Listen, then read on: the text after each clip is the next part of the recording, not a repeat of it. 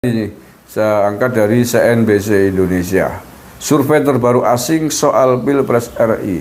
Capres ini unggul 50%. Woi, siapa nih yang unggul 50%?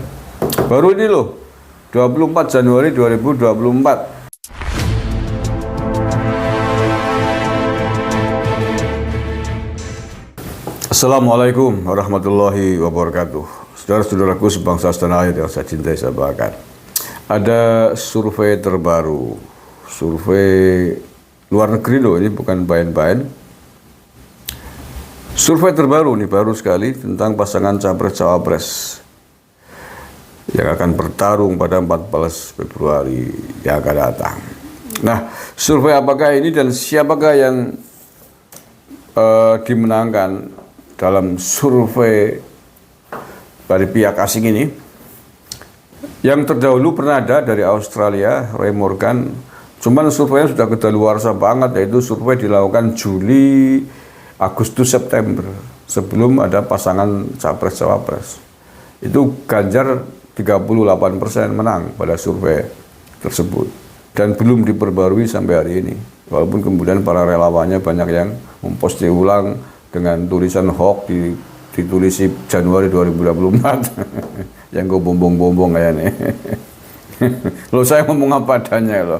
Lah ya, Roy Morgan harusnya fair dong. Itu kan survei pertengahan 2023. Hari ini udah Januari, beda. Hampir seluruh survei nasional pun pada edisi pertengahan 2023 hampir semuanya memenangkan pasangan Ganjar Pranowo. Ganjar Pranowo di atas sendiri. Kemudian nomor 2 adalah Prabowo, dan nomor buncit adalah Anies Baswedan. Itu hampir semua survei dalam negeri pun mengatakan demikian pada era sekitar Juli, Agustus, September, sebelum Oktober ya. Karena pasangan kan ditetapkan pada Oktober itu. Nah, tapi setelah Oktober kan berbeda urusannya. Nah, itu dia. Roy Morgan belum memperbarui. Oke, ini survei terbaru ini dilakukan oleh survei terbaru asing. Dilakukan oleh lembaga survei yang dimuat oleh media mingguan Inggris, The Economist. Sahabat saja ini, saya angkat dari CNBC Indonesia. Survei terbaru asing soal Pilpres RI. Capres ini unggul 50%. Woi, siapa nih yang unggul 50%? Baru ini loh, 24 Januari 2024. Ya, hari ini, hari Rabu. Siapa yang menang 50%? Apakah Ganjar Pranowo ataukah yang lain? Lembaga asing kembali menyoroti pemilihan presiden Pilpres RI. Media mingguan Inggris The Economist salah satunya. Laman itu mencoba memantau siapakah calon presiden Capres yang bertanding dan bagaimana survei terhadap mereka. Hal ini pun dirangkum dalam artikel berjudul Who Will Be the Next President of Indonesia yang dirilis pada hari Rabu 24 Januari 2024. Hari ini. Dirilis hari ini, baru banget. Saya bacain survei lo. Nanti saya dituduh macam-macam. Tutup gawe lo. Bacain survei kok baper. Saya baper sih apa? Terimalah kenyataan yang ada dan perbaikilah. Berangkat dari kenyataan. Jangan dari emosi. Politiko barbur emosi tanpa melihat data fakta. Kira terus kenapa lagi? Mau dilanjutkan apa tidak ini? Kok gara-gara jagone kalau survei yang sing tumai payah banget pada sih wong lah. Saya lanjutin ya.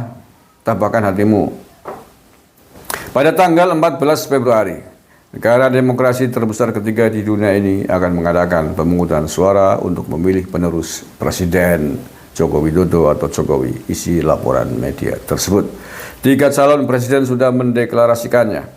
Jika tidak ada yang menang lebih dari 50% pada putaran pertama, pemilihan akan dilanjutkan pada Juni tambahnya. Juni kan? Februari, Maret, April, Mei, Juni, 5 bulan loh jedanya loh. Ini bukan paen-paen, bukan pere-pere, nggak main-main. Jeda 5 bulan ini bisa menjadi perkara besar di bangsa ini. Maka saya sepakat 1 putaran. 1 putaran aja cukup, nggak usah 2 putaran. Boros negara dan mengkhawatirkan untuk stabilitas nasional. 1 putaran siapa yang menang? Ya terserah, kalau Anda timnya Ganjar ya silakan ngebut biar 50% suaranya. Kalau timnya Prabowo yang ngebut biar 60%, kan begitu.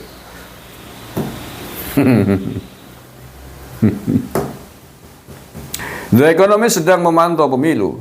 Di sini Anda akan menemukan jajak pendapat terkini, panduan singkat untuk masing-masing kandidat, dan penjelasan tentang arti pemilu Indonesia bagi negara dan dunia. Dipaparkan bagaimana hasil jajak pendapat dilakukan per 16 Januari 2024. The Economist menemukan capres nomor urut 2 Prabowo Subianto tercatat mendapat dukungan sekitar 50%. Nggak salah bahasa nih. Pak Prabowo yang mendapat 50%. Tak ulangi. Dipaparkan bagaimana hasil jajak pendapat dilakukan per 16 Januari 2024. The Economist menemukan capres nomor urut 2. 2 baik itu, nggak berubah angkanya. Capres nomor urut 2 Prabowo Subianto tercatat mendapat dukungan sekitar 50%. Nah, ini bagus ini kalau 50% lebih, ini harapan 1 putaran Pak Prabowo Gibran menang.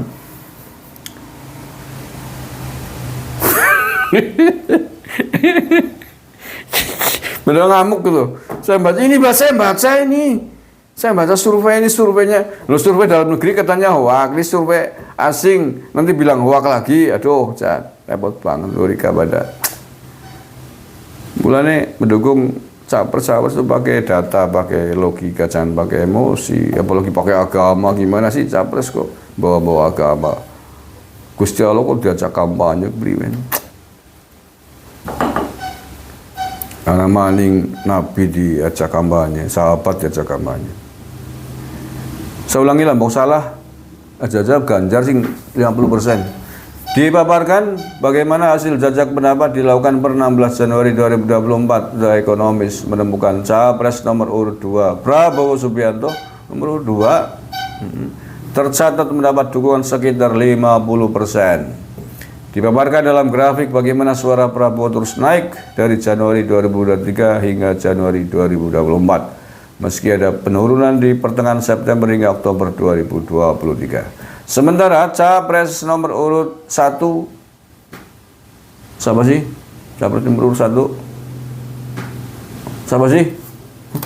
Rapal aku lah, capres nomor urut 1. Nggak disebut lah, nggak tersebut namanya.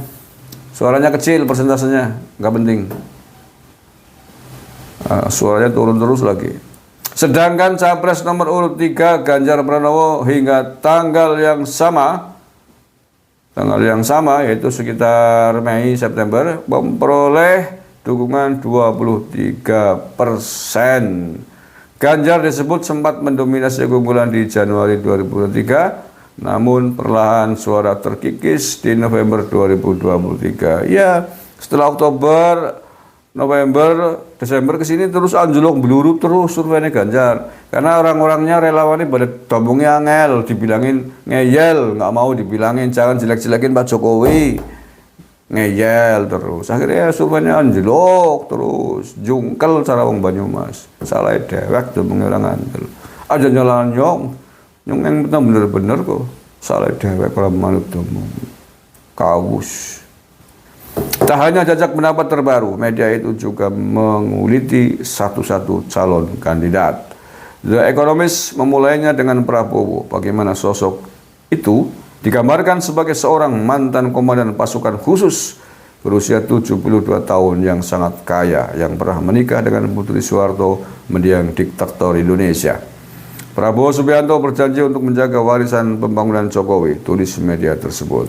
Tidak hanya menurut paham Jokowinomik, yakni pembangunan berbasis infrastruktur, tetapi juga menggandeng putra Jokowi yang berusia 36 tahun, Gibran Raka Buming Raka sebagai calon wakil presiden, tambahnya.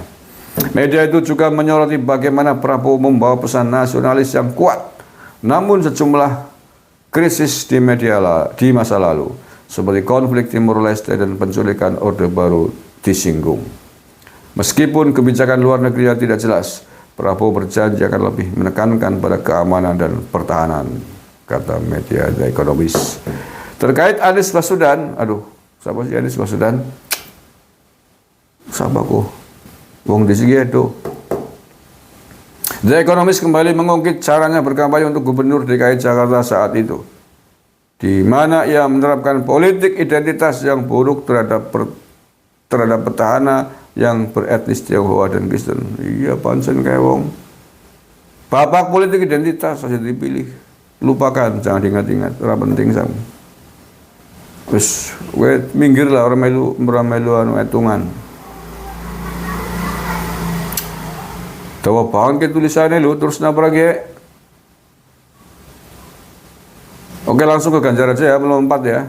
Terkait Ganjar Pranowo, The Economist menyebutnya memiliki pendekatan yang bersifat man of the people, di mana Gubernur Provinsi Jawa Tengah ini berasal dari dinasti yang tidak berkuasa, sehingga ia bergantung pada dukungan dari PDIP dan Megawati Soekarno Putri, Putri Soekarno, dan mantan Presiden Indonesia. Sebagai seorang teknokrat yang ramah, Ganjar menggantungkan harapan keberhasilannya pada kampanye akar rumput yang aktif.